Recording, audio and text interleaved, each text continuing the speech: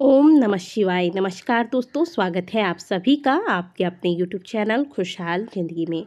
दोस्तों, आज के वीडियो में बात करेंगे आषाढ़ मास की पहले एकादशी यानी कि आषाढ़ कृष्ण पक्ष की एकादशी योगिनी एकादशी के बारे में आज हम बात करेंगे।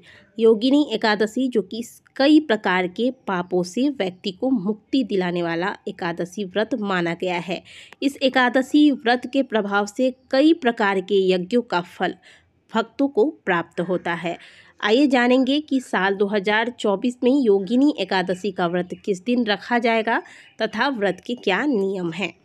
योगिनी एकादशी का व्रत आषाढ़ मास के कृष्ण पक्ष की 11वीं तिथि को रखा जाता है। स्वयं भगवान कृष्ण ने युधिष्ठिर से योगिनी एकादशी के महत्व को बताते हुए कहा है कि हे राजन, जो भी व्यक्ति भक्ति व श्रद्धा के साथ वह सभी नियमों का पालन करते हुए योगिनी एकादशी के व्रत को धारण करता है, उसके कई प्रकार के पापों का नाश होता है तथा उसे 88,000 ब्राह्मणों को भोजन कराने के समान फल की प्राप्ति होता है। व्यक्ति के समस्त पाप नष्ट होते हैं तथा वह वैकुंठ लोकों को प्राप्त कर लेता है और वह भक्त जन्म मरण के चक्कर से मुक्त हो जाता है। उसे पुनः पृथ्वी पर जन्म नहीं लेना पड़ता।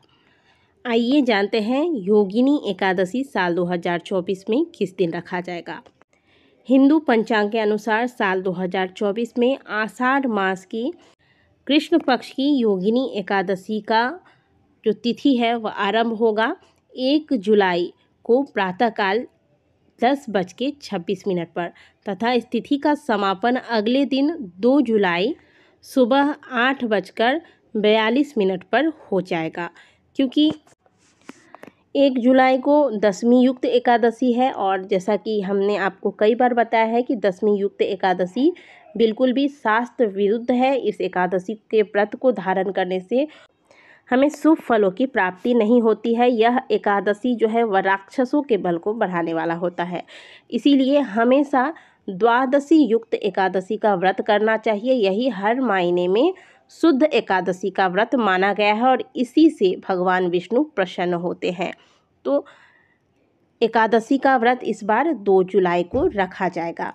इससे पहले एकादशी के 10वीं तिथि का पालन किया जाता है, जो कि हम सभी 1 जुलाई को करेंगे और 1 जुलाई को बाल धोकर स्नान कर लेंगे। भोजन जो भी हम लेंगे वह शुद्ध सात्विक का मतलब है कि इसमें प्याज, लहसुन, बैगन, मूली, इन चीज़ों का, मसूर दाल, चावल, इनका बिल्कुल भी सेवन नहीं करना है। क्योंकि इसी दिन एकादशी तिथि भी लग रही है। भले हम व्रत नहीं करेंगे लेकिन तिथि जब लगा रहता है, कहा जाता है कि एकादशी तिथि लगने के उपरांत चावल बिल्कुल भी नहीं लेना चाहिए। तो आज के दिन चावल ना लें और जो भी भोजन करेंगे शुद्ध सात्विक भोजन करेंगे। ज़्यादा मसालेदार भोजन नहीं करना है। एक समय भोजन किया जाता है एकादशी के एक दिन दशमी तिथि पर। इसके बाद शाम को यदि आप भोजन करते भी हैं, आपकी शारीरिक स्थिति ऐसी नहीं है कि आप एक दिन पहले से इतनी जल्दी भोजन का त्याग करें, तो आप शाम को जो भोजन लेते हैं वह बिल्कुल हल्का हो और जितना जल्दी हो सके 7 बजे से पहले ही आप भोजन ले लें। आज के दिन अच्छे से ब्रश वगैरह करके फिर रात को भगवान का ध्यान करते हुए, ब्रह्मचर्य का पालन करते हुए भगवान का ध्यान करके सोएं। प्रातःकाल ब्रह्म मुहूर्त में उठें, स्नान इत्यादि करके व्रत का संकल्प लें, सूर्य देव को अर्घ्य दें। फिर भगवान विष्णु की विधिवत तरीके से पीले चंदन, पीले पुष्प, पीले फल इत्यादि से पूजा करें। आज के दिन आप व्रत अगर नहीं करते हैं, जो लोग व्रत करते हैं वो तो एक समय फल लेंगे। वैसे एकादशी के व्रत का जो नियम है उसमें ये कहा जाता है कि यदि आवश्यकता हो तो ही फल भी लेना चाहिए, नहीं तो फल का भी त्याग करना चाहिए। लेकिन मैं कहूँगी इन दिनों बहुत ज़्यादा गर्मियाँ चल रही है तो फलाहार तो आपको एक बार अवश्य करना है।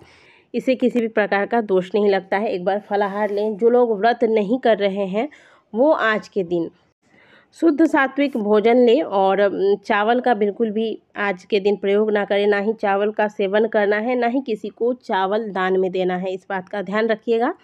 तो इस प्रकार से, और अगर हो सके, अगर आप अनाज छोड़कर केवल फलाहार में भी बहुत सी चीज़ें हैं। जैसे आप ड्राई फ्रूट्स ले सकते हैं, फल, जूस, दूध, दही, मखाने का खीर, ये सब कहने का मतलब है कि व्रत नहीं करना है, लेकिन ये शुद्ध चीज़ें, शुद्ध सात्विक जो फलाहारी भोजन माना गया है, नमक का त्याग करते हुए जितना बार आपको मन करे आप ले सकते हैं। अगर आप नियम बना लेते हैं प्रत्येक एकादशी पर, तो आपको बिना व्रत के भी आपको भगवान विष्णु की कृपा प्राप्त होगी। तो ये कार्य आप कर सकते हैं, बिना व्रत के आप जितना बार मन करे भोजन करें, लेकिन फलाहारी भोजन करें। बिल्कुल आज के दिन अनाज व नमक का त्याग कर देते हैं तो एकादशी के बिल्कुल बराबर तो फल नहीं मिलेगा आपको, लेकिन आपको एकादशी का थोड़ा बहुत फल आज के दिन अवश्य प्राप्त हो जाएगा। और महीने में 2 बार तो हम ऐसा कर ही सकते हैं, ये हमारे स्वास्थ्य के लिए भी अच्छा होता है। तो ये थे खान पान के नियम। शाम के समय भगवान के समक्ष घी का दीपक लगाएं, तुलसी जी के पास दीपक लगाएं और भगवान के समक्ष बैठकर उनके नामों का कीर्तन करें। जितना देर हो सके तो पूरा परिवार मिलकर भगवान का नाम का कीर्तन करें। इससे घर में पॉजिटिविटी आती है तथा आपको व्रत का फल प्राप्त होता है। तो ये कार्य करें। रात्रि जागरण अगर आप नहीं कर सकते हैं तो कम से कम जब आप बेड पर जाते हैं तो भगवान का आप भजन लगा दें, भगवान के भजन को सुनते सुनते आप सोएं, या फिर भगवान का नाम आप मन ही मन जपते फिर सोएं। इस प्रकार से आपको एकादशी पर जितना हो सके भगवान का स्मरण करते हुए कोई भी कार्य करना चाहिए तथा जो आपको बताया गया है चावल व अनाज का त्याग करना है, यह अगर संभव हो तो अवश्य करें। योगिनी एकादशी के व्रत का पारण 3 जुलाई को किया जाएगा। पारण का समय होगा 3 जुलाई सुबह 5:28 से लेकर सुबह 7:10 तक। इसी बीच आपको व्रत का पारण करना है। तो दोस्तों आशा करते हैं कि दी गई जानकारी आपको अच्छी लगी होगी। वीडियो अगर आपको अच्छी लगी है तो वीडियो को लाइक ज़रूर कीजिएगा। कमेंट बॉक्स में हर हर महादेव अवश्य लिखिएगा। मिलते हैं आपसे अगले वीडियो में, तब तक के लिए ओम नमः शिवाय, हर हर महादेव।